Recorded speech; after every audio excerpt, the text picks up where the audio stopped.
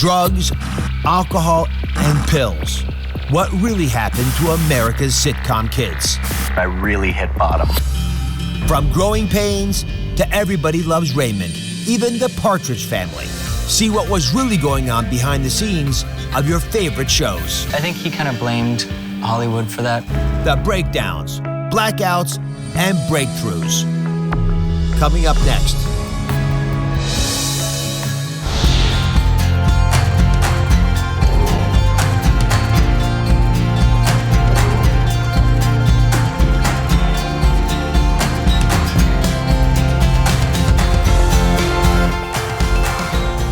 Who remembers this face? That's Jeremy Miller, who filled America's living rooms as Ben Seaver from 1985 to 1992 on one of America's most beloved sitcoms, Growing Pains. But what fans didn't know is that Jeremy suffered from growing pains of his own. He had his first drink at age 4.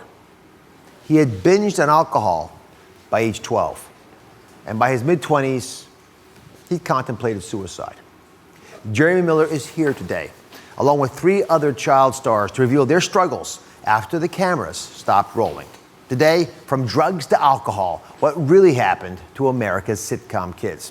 And when it comes to child actors, no one is more notorious than Partridge Family star Danny Bonaduce. He's here today to talk about the addiction he says nearly ended his life. And it's been nearly a year since 19-year-old Everybody Loves Raymond actor Sawyer Sweeten took his own life. His family is here speaking out together for the first time. But first, how did child star turned teen heartthrob Jeremy Miller had a lifelong battle with alcohol that he says nearly cost him his life? Life was going pretty well for Jeremy Miller during his 7-year run as the youngest brother, Ben Seaver, in the hit 80s sitcom Growing Pains. For Miller, the real growing pains didn't start until the show ended in 1992. Miller had always had a taste for alcohol. According to family lore, at just 4 years old, he would run around family get-togethers, finishing off whatever was left in people's beer glasses. When Growing Pains went off the air, Miller continued drinking. He went to college, but dropped out after just 1 year. And then, the binge drinking. Over the years, Miller's addiction escalated to the point where he would start his day with a drink and end it by blacking out. Filled with self-loathing, at 39, the famous former child star hit rock bottom and, in his very darkest moment, was on the verge of suicide. Jeremy Miller is here. You're only... Please. They still love you, and for good reason. You were only 8 years old when you became one of the most beloved TV actors in the country as a child. What was that like? For me, it was amazing. It was one of the best times of my life. I don't have the horror stories, the child actor horror stories. It was an amazing set. We had a great cast, a great crew. We were all one big family for 7 wonderful years. We were a very big part of each other's lives. It was just about everything I could have asked for. I've heard you say that you had the perfect ingredients to be a child actor.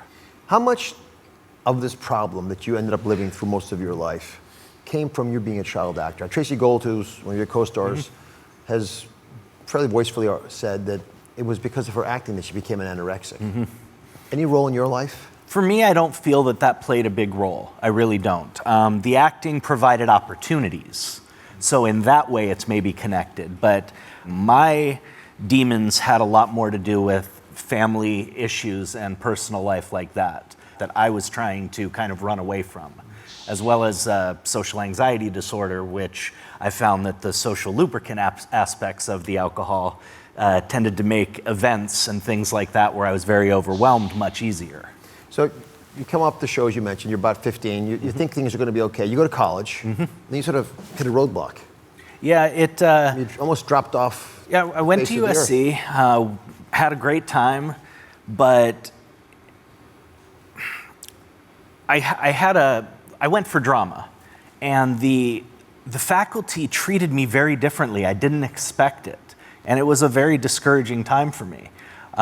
Very soon after that, I broke my ankle at a charity tennis tournament, had to withdraw from all the movement classes and stage classes, and then got sick with pneumonia and mono and ended up withdrawing completely from classes, although still living in the dorm, which was a wonderful recipe for alcohol and drugs. A lot of free time in a dorm room with, access to money and everything else. So it ended up dropping out after just 1 year and had not one credit to my name. But you did start drinking. Yes. In college, it was mostly beer.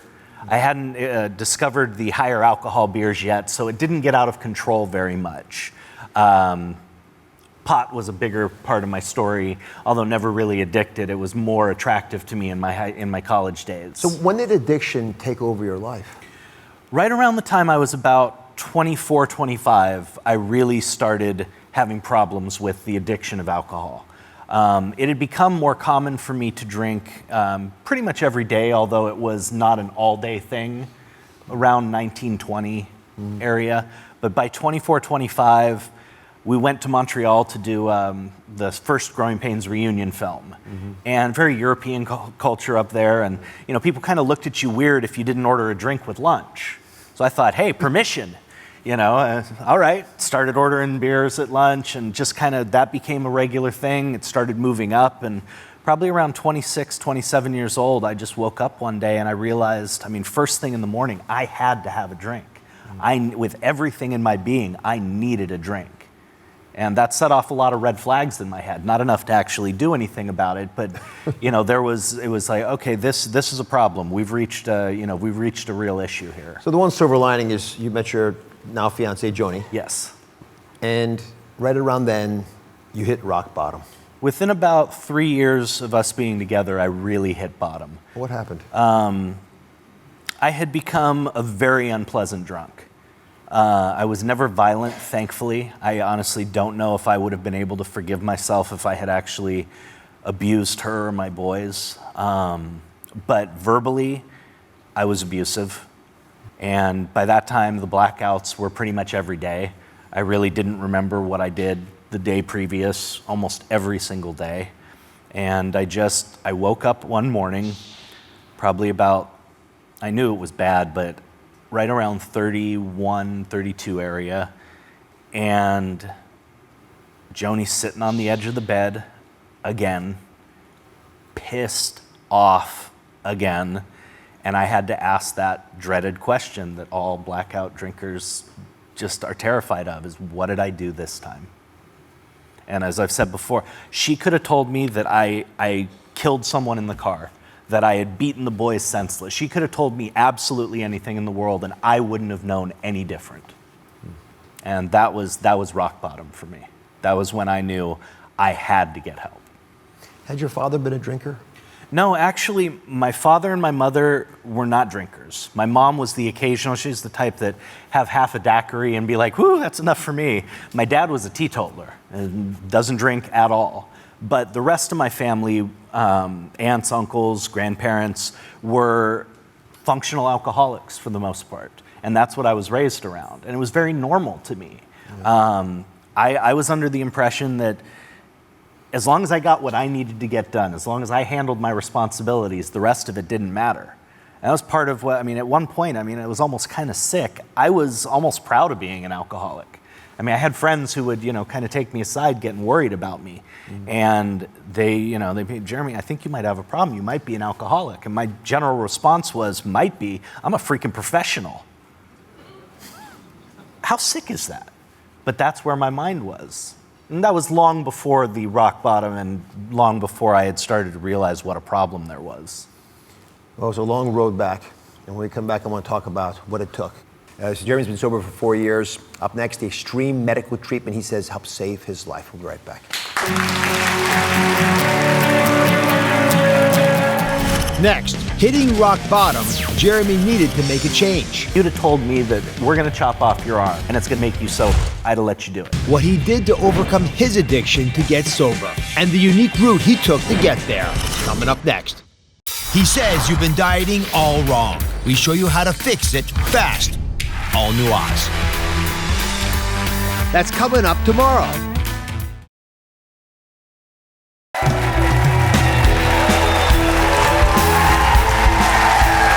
We're back with former child star Jeremy Miller. Today he's revealing the alcohol addiction he says nearly took his life. So you've hit rock bottom. Everything's fallen apart. What did you change? How did you bounce back to get sober? I tried pretty much everything that's out there, and I preface this by saying I don't put any other program down. I've had friends that have gotten sober with pretty much every modality of treatment that's out there, and no one thing works for everybody. But I tried inpatient rehab, I tried intensive outpatient, I tried hydrotherapy, hypnosis, meditation, acupuncture, herbal therapy. I mean, I really ran the gamut, everything I could possibly find. And I couldn't make any of those work for me. And my mom came across this program. I think it was a small blip on Good Morning America, something, who knows. But it was a small thing on the internet about this implant that had started in Australia. Mm-hmm. And my first reaction was BS. There's no way there's some little pill, some little thing that's gonna make all this better. And then I talked to them and I learned about that it wasn't just that this isn't some cure, this isn't some magic bullet, this is just a tool that goes along with a lot of other things, counseling, after support, all that kind of stuff. So you can really deal with the alcoholism as a whole, the mental, the physical, everything. And I started to think, maybe this just might work. And I was so desperate at that point. I mean, if you'd have told me that we're going to chop off your arm and it's going to make you sober, I'd have let you do it. I mean, that's how desperate I was. I was looking into a place up in Washington that still does shock therapy. Old school, fry your brain shock therapy. Cuckoo's Nest style. Oh yeah, I was willing to try anything. So as skeptical as I was about this, I started to think, hey, this might work. So it's called a naltrexone implant. Yes. You had one in your belly. Mm-hmm. It's a drug that blocks opioid receptors. So your theory, it's made for narcotics, but it actually interestingly works for alcoholism. Now, it required a surgery. Yeah. It's a significant step. So your doctor, Dr. George Falieris, is here. You credit him, and that's very kind of you, for being a big part of your sobriety. Yeah, Doc actually was not the doctor who performed it for me, but he came into the company very soon afterwards and was a very integral part of my sobriety. Dr. Falieris, explain how this medication works, naltrexone. Who's it right for? Well, addiction, in the case of addiction, the reason why most people can't get sober is because they succumb to these constant, intrusive, overwhelming cravings. Jeremy is a perfect example.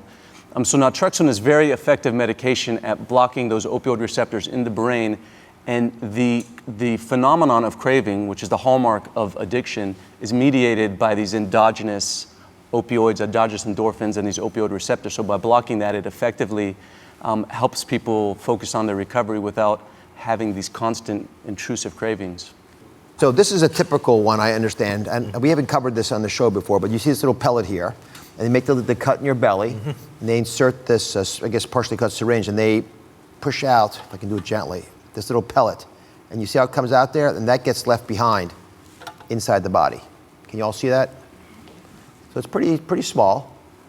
And it dissolves over the course of about 6 months.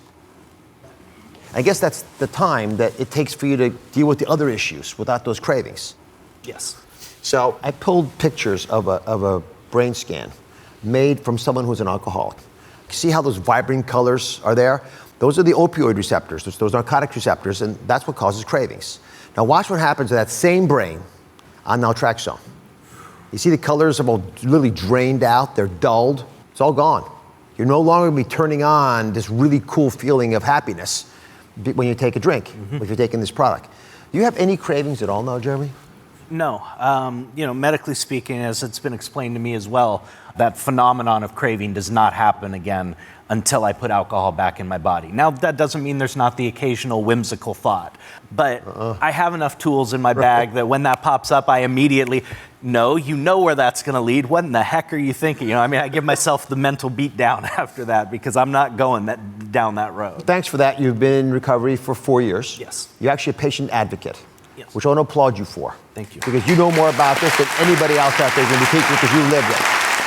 So there's someone here who I'd like you to meet. If you don't mind, let's walk on over here. And her name is Ariel, and I asked her to have a seat next to your doctor, so I thought it would be a safe place for her. You guys sit next to her. And she wanted to come and meet you and actually say something to you. So Ariel, go ahead. Thank you. Jeremy, I just want to let you know I'm a huge fan. I celebrate 14 months sober yesterday. Thank you. About the time that you went public with your alcoholism was about the time I went to rehab. I do work a 12-step program, and I have my hands in very far with that. The inspiration that you are to everybody out there, and talking so freely about your alcoholism really is a big deal. I just want to thank you.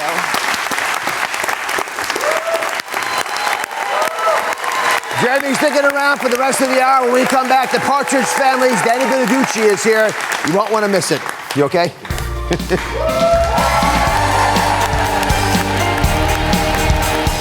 Next, the Partridge Family's Danny Bonaduce went from famous TV child star to being homeless. How did this talented kid become the poster boy for ex-child stars gone bad? Nobody bothered to say, hey, you're going to need a skill. His story is next.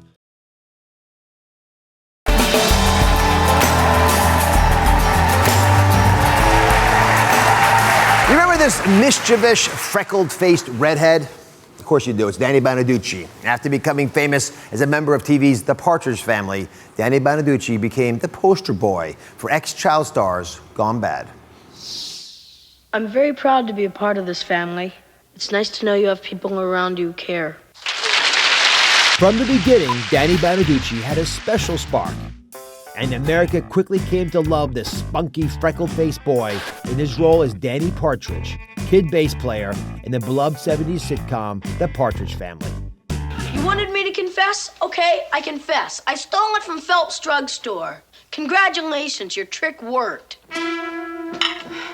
But when the camera stopped rolling in 1974, neither his fame nor his charisma could protect Bonaduce from himself. He descended into periods of drug abuse and even homelessness. Over the years, Bonaduce was in and out of the limelight as a radio DJ, TV host, and reality star, all while falling in and out of trouble and getting arrested several times for drug possession and assault. In 2005, Bonaduce let the world in on his tumultuous life when he starred in his own reality series, Breaking Bonaduce. The show made headlines when a night of drinking and drug abuse culminated with his wife asking for a divorce and Bonaduce slitting his wrists. That suicide attempt landed him in the psych ward. Embarrassed and humiliated, with his marriage dissolving on national TV, Bonaduce finally hit rock bottom and checked into rehab. Welcome, Danny Bonaduce.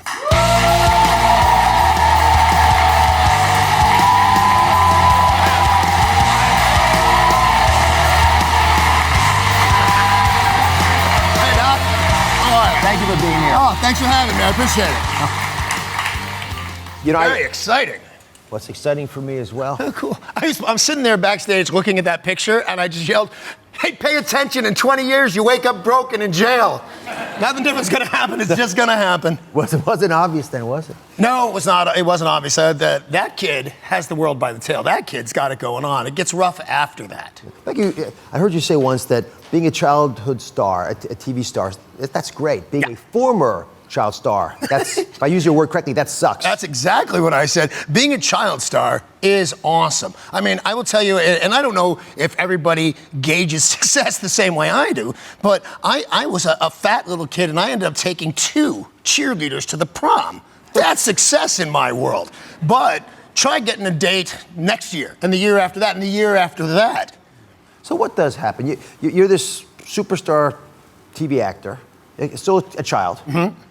You go from being on top of the world to being homeless, living out of your car. Well, I'll tell you, and this is my own fault. I don't blame show business for everything. I love show business. I'm in the same business as Cary Grant, and I'm honored to do it. You know, I'm a broadcaster now. I'm in the same business as Edward R. Murrow. I'm honored to do it. But the problem with the TV show and the fame is nobody bothered to say, hey, you're going to need a skill. You're going to need to learn how to do something. I found myself running out of money completely at the age of 19. And when I went to go to work, I didn't know how to do anything. And times got real rough for a couple of years. Careers do go on. I just assumed mine would, and I was wrong. What do you think about today's child actors? Are they more protected, or are they actually more exposed? Here's the problem with today's child stars. They haven't learned anything from me. They haven't learned anything from my friend Todd Bridges. They haven't learned anything from my good and departed friend Dana Plato. You should look at those kids and go, hey, that could and most likely will happen to me if I don't settle down.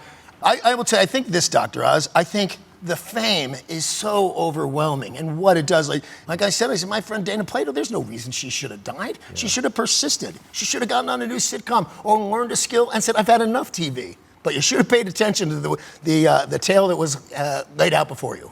When we come back, the unusual steps Danny's taken to stay sober. They are fascinating. Stay here.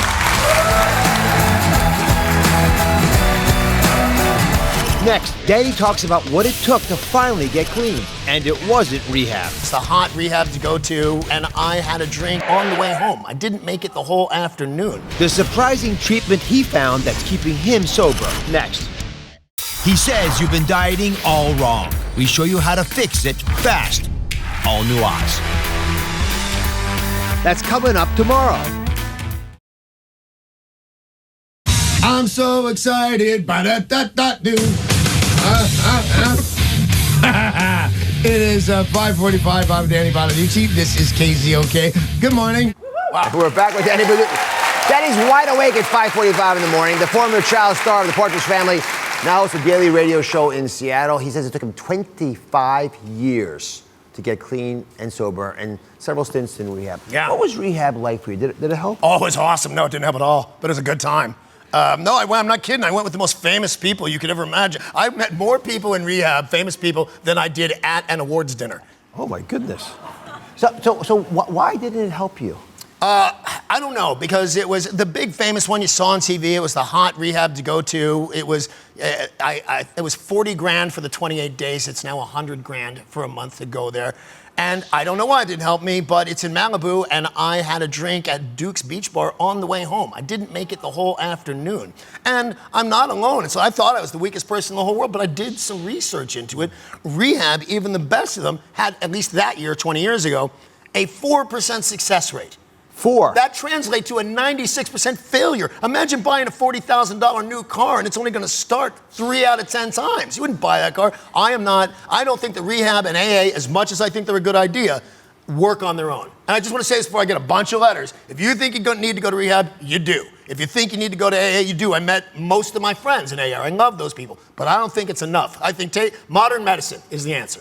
So what has worked for you? Well, you go to AA and they tell you you've got a disease just like cancer. And I said, well, if anybody told me I had cancer, I would think, oh, well, I better run to a room full of strangers and discuss it. I'd take medicine, hardcore medicine. So I take a pill called Antabuse. And I'm sure you know what it is, but for those of you that don't know, what it does is it gives you an outlandish, possibly fatal allergy to alcohol. If you took your Antabuse and took a hard drink on top of it, from what I hear, you could die. I've only taken a few sips because I'm a drunk and that's what you do. And it was awful. It was horrible. Okay, come on over here. Let's show everybody how this Antabuse works. This is great because I'll tell you, Doctor, I don't know how it works. I just know that it does work. Well, it's interesting to me, as I've been on the air 7 years now doing the show, and I've never really talked about Antabuse. Okay. And I never thought about your metaphor either, that if someone gave you a cancer diagnosis, you wouldn't go sit with strangers. By the way, there's a huge value of sitting with strangers. I agree. And it has to be part of the solution. But the answer is not, hi, my name's Danny and I have cancer. Yeah. It has to be more than that. If we have the opportunity, and today's show is getting into that, and you guys have taught me a fair amount about this, it should be at least a quiver. Yes. Your arrow in the quiver should have it. Okay, here's your body, right? Normal body's over here. Right. This is what happens if you take that pill, that Antabuse pill. All right. Think of it, anti-abuse. It's to stop abuse. I never thought about that. All right. So normally, your body, Danny Bonaduce's body, is here enjoying itself. And go ahead and put a drink in there. Okay, so this is booze? This is booze in your mouth. Right? All right, the booze in my mouth. Right, and it is actual real booze. It goes in there, your body converts it to a very toxic substance. That looks bad. That's a normal body? Normal. And then boom, your body converts it to something that's safe. Right. So you don't get a bad reaction. You get the high, then you get too much of it, you'll get a little bit of a hangover, but it goes away pretty quickly. Now, if you take the Antabuse, put it in Danny's mouth. Here you go, sweetheart, open wine. Right. Then you take the wine, and guess what happens now? Very different reaction. The Antabuse prevents your body from metabolizing the alcohol correctly, so it stays as this toxic material Right? That's a reasonable metaphor for what's happening in my body. Normally, your alcohol has to be broken down several times. It prevents that from happening, and literally inside your body, you have a toxic reaction, so you feel like you're going to die. Oh, like you're going to die. Yeah, you're not going to actually die, but the things you've been describing, this you is can it. pray for death. All right, now, I'm demonstrating. And by the way, it's basically you're doing this, right? You're smoking your insides away. You don't make this mistake too many times. No, you don't. You don't. That's the thing. You think you can, and you're wrong. Okay. So come on over. All right. You don't just do that. You actually, like Jeremy mentioned, take the naltrexone the little insert as well. Is that correct? Well, I have the naltrexone implants right here. Can we see that? Yeah. Luckily, I listened to you and ate to be thin. Here they are right here. They're right there. There's a scar right there. That's the scar. A little bit of a scar right there. And they put more than one in you. Oh, they're broken down. I believe, now there's the doc right there. I heard I have 22 implants. Could that be true? Is that possible? There's different people that make the implants, and some make them smaller, extended string of beads, more or less, that Danny has. Obviously, Jeremy's changed your life, right? You got two different ways of treating even this, same problem. But I'd love to get your comments on the bad things that happen to child actors. I was sort of caught by your fairly strong sentiments. I actually thought he was a child actor when I met him backstage. You're so adorable with those blue eyes. My God. Everybody's all on Twitter with you, Doc. Did you think about the bad things that had happened to Danny when you were taking your first strings? Did you ever think twice about what you were doing? Truthfully, I didn't. It didn't cross my mind. I had heard the stories. Danny and I had met. We had talked. He himself told me, screw around with this stuff. It just didn't even, especially at that age. I mean, it doesn't. It's that late teen years. I mean, you feel invincible. It's not going to happen to me. And again, like I said, with my family, it was so normal that I just didn't see anything. I didn't see it leading down this road. Let's talk about your family for a second. You've got kids. Yes, I do. Who are trying to figure out what they're going to do in their lives. How do you talk to your children about their struggles with addiction? Well, potential struggles with addiction. My children get to grow up in an interesting area because not only do they know daddy's an addict, but they got to see what happens when daddy's an addict. That show, Breaking Bonaduce, exists. You can find it online. I've never seen a single moment of it. I sobered up to go do the promotion for it and went, oh my God, I'm so ashamed of my behavior. So I would never watch it. But my kids have seen it. And then finally, I had to tough it out and go in and be a real dad and sit down. And they almost didn't want to hear it at first because, to be honest with you, a lot of people would not want to take real advice for the guy they've seen. It's shameful what they've seen. But, when I say, hey man, this too could happen to you, they've seen so much bad stuff in their short little precious lives. They don't believe it. They said, no, Dad, we'd have to be crazy. And neither one of them, I don't even think, dabbles. My daughter's 21 now. She's of legal drinking age. We had a 21st birthday party. I didn't see her order a drink. Good for her. I just don't think it's a thing she does. I think she's seen enough. Good for her. When we come back, Everyone Loves Raymond co-star Sullivan and Madeline Sweeten, and the day their lives changed forever. We'll be right back.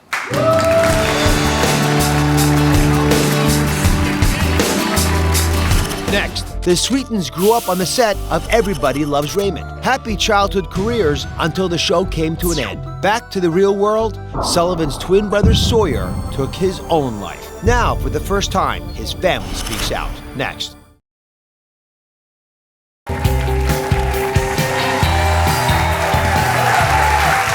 Today we're asking the question, from drug addiction to alcohol, what happened to America's sitcom kids?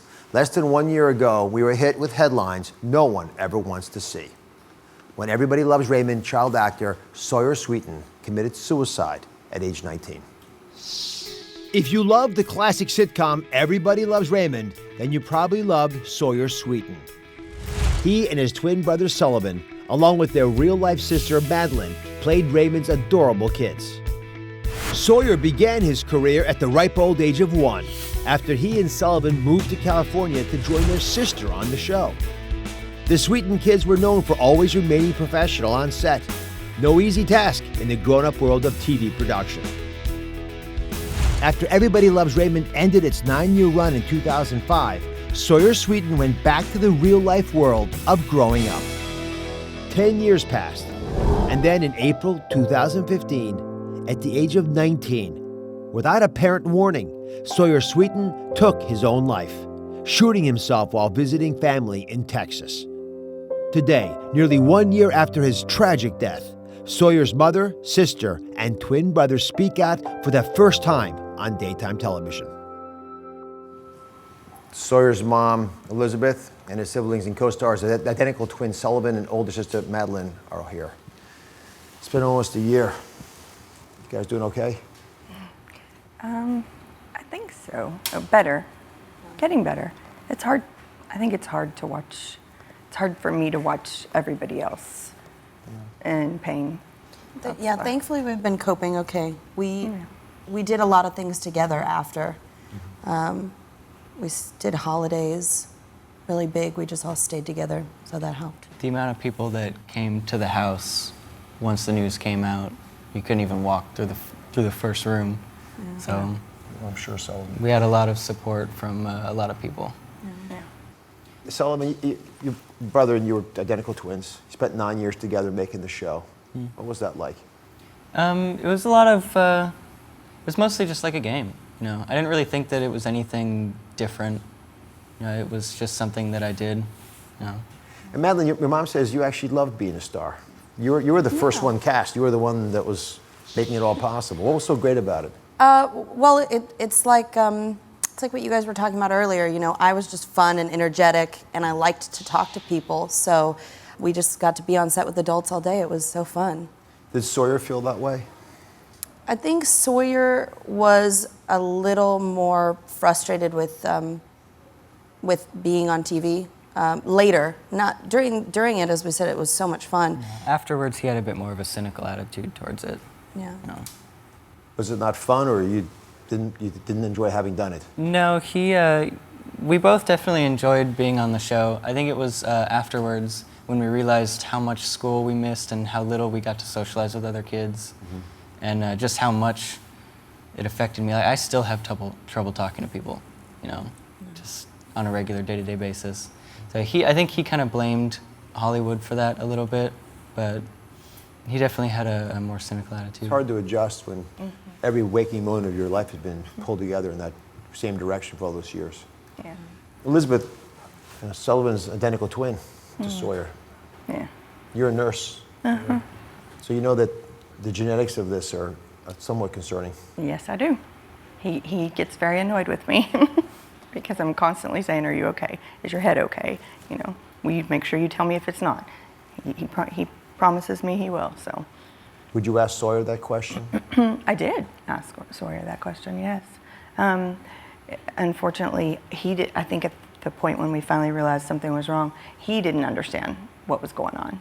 He was, you know, he had kind of gotten past that point of being able to understand what was going on with his thoughts, and he was very delusional. And but yet, it wasn't so much so that it was alarming to us as parents. It was just like little small things, like said that, you know, the people around him, his roommates and all, were that he felt like they really hated him or they didn't like him, and they were covering up their anger with him through laughter. And so, of course, you know, looking back on that, I can analyze it and say, okay, he wasn't thinking straight. But at the time, I just thought, oh, his roommates are, you know, they're giving him hell. I'm going to kick him out. You know, I'm going to fix this. You know, I didn't understand that it was up here. I thought that they were doing something to upset him, you know. At Sawyer's eulogy, you wrote a beautiful piece that you read. You talked about your belief that your beautiful children were given to you on borrowed time. You had borrowed time with them. Why that phrase? With him, I mean, with the twins, more especially. I don't know. I just knew from the time I was pregnant with them that one of them would be leaving me or leaving the other one at some point. It just was this, I can't explain. It was like a nagging thing that would come up once in a while. And I, you know, as a parent, you don't like to think about those things, so I would just keep pushing it away. But I mean, if I have to think about it now, deep down I knew someone was going, and I knew one of them would be without the other one, just didn't know which one, and I didn't know when. I kind of always felt like it would be a little bit later in their life, you know, but it made it very difficult to watch, you know, things. I would see twins without twins, you know, and they would do shows, and talk about it and I would have to turn it off because it was just like a thing that I just innately knew or dreaded, or I don't know. I can't really explain it. Yeah, we don't always understand things. Yeah, we have no. feelings, we have premonitions. Right. When we come back, I want to talk to you a little bit about those last days with Sawyer, because I think it's so important for people to understand what you're witnessing. Yes. So they can Very. intervene in their own lives. Yes, very. We'll be right back.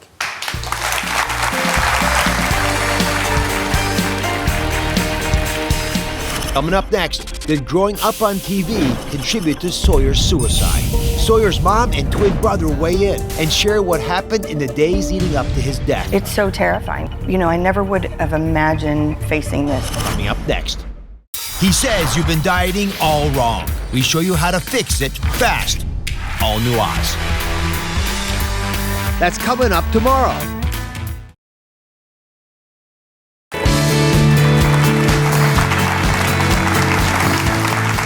I'm back with the family of Sawyer Sweeten, the 19-year-old Everybody Loves Raymond actor who took his own life less than a year ago.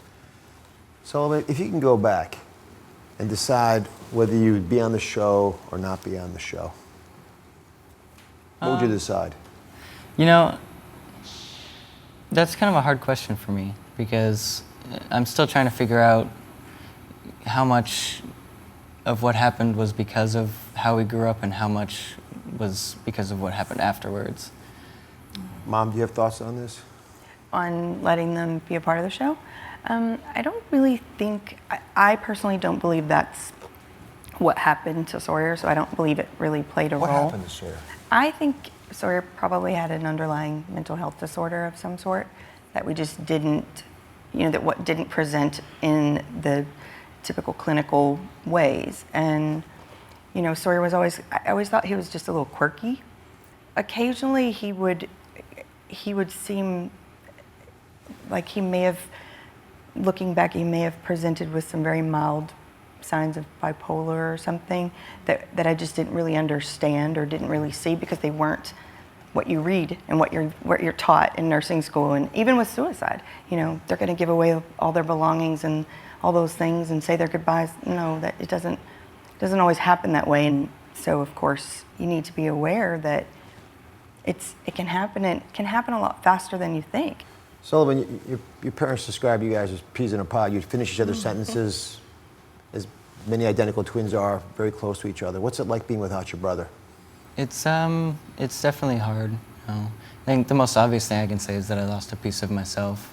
That's not really anything that I'm questioning. I'm not the same person that I was. It definitely changed me. I used to be, or after the show ended, even like during the show and after it ended, I was always smiles 100% of the time. And now I have days where I can't bring myself to, because I don't care to anymore. And I think it scares a lot of people, and it's hard for me to kind of say I'm gonna be okay, because I don't care to say it. I don't know. I just kind of become dull, apathetic to a lot of things. Have you gotten any help? I've spoken to a therapist, but it's been some time, so I probably need to go and speak to someone. We just had this conversation yesterday. Yeah, we've all gone and seen someone to make sure that we're handling things correctly. Yeah. Because the grieving process is different for everybody. Yeah. So you have to just make sure that you're doing it correctly. You're not drinking to numb the pain. You're not, that you're just using positive outlets. Like their younger sister, the one that is just under them, she's had probably the roughest time as far as just, adjusting. She just dropped out of school, dropped out of all her sports, got depressed. She ended up having to take some medication, and she's much better now. But, for a while there, the phone calls to her were, okay, now I'm worried about Mesa. I don't know what to do about Mesa, Just It's overwhelming sometimes. It's so terrifying because, I never would have imagined facing this. It's never happened in my family. I've never lost anyone. Mm-hmm. So it's just... That's the big problem, is I don't think a lot of people expect anything like that. I know I don't think before this happened I'd ever had a frank discussion with somebody about suicide. It was all jokes and, off the cuff comments about it, but I'd never talked to somebody about it, and that is so important. Parents have to talk to your children about this. You are not going to give them the idea. It's not going to happen. You're not going to make a suggestion to them and then they're going to end their life. If you talk to them about it and it's there, it's been there. So you parents need to be saying, are you having suicidal thoughts? Because they're treatable. You need to start talking to your kids when they're young. If you ever start feeling like your head's not right, that can be treated. You need to talk to me. You need to tell mom, you need to tell dad. Find someone to tell that will listen to you, and we can get you some help. What's the second leading cause of death? Yes. It's a great service you've done. Good luck to you. Thank you for being here. We'll be right back. It's hard to talk about. This May on Dr. Oz, the truth comes out. The biggest food truths exposed. The biggest weight loss trends, waist training disasters, and botched surgery. This May on Dr. Oz.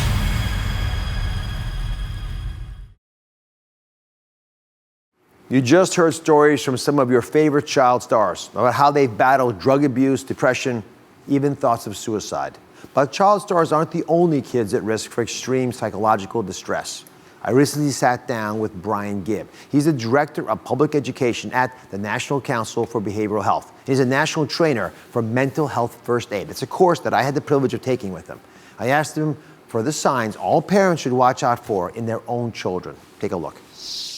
What we teach is how to develop noticing skills like isolation, changes in behavior, sleep patterns, eating patterns, as well as things like the dramatic change in mood, which can be a warning sign that somebody's at risk for suicide. So be concrete about it. I mean, a lot of these sound like pretty typical adolescent behaviors. I live with this. Watching kids walk out of the room when I didn't think I said anything that was all that invasive to what they wanted to do with their life. Yeah. Well, so adolescents oftentimes will be more private, and that's part of typical adolescence, but being secretive or hiding things is maybe a sign of possible pathology. A young person who is changing from childish pursuits to teen pursuits is pretty typical part of adolescent behavior, but really kind of leaving those other interests and then not replacing them with new ones is a sign of isolation, or could raise our warning signs. How do parents keep those lines of communication open? Well, the key is to have open communication, and I think that one of the things we teach in the mental health first aid course is non-judgmental listening. And that's about saying, I'm concerned about you, I care about you, here's what I've noticed that concerns me. Brian Gibb has put together a one sheet with a list of questions you should be asking your teen if you think that they are at risk. You can find it at droz.com. Thank you all for being here today. And remember, happy and healthy, it starts at home.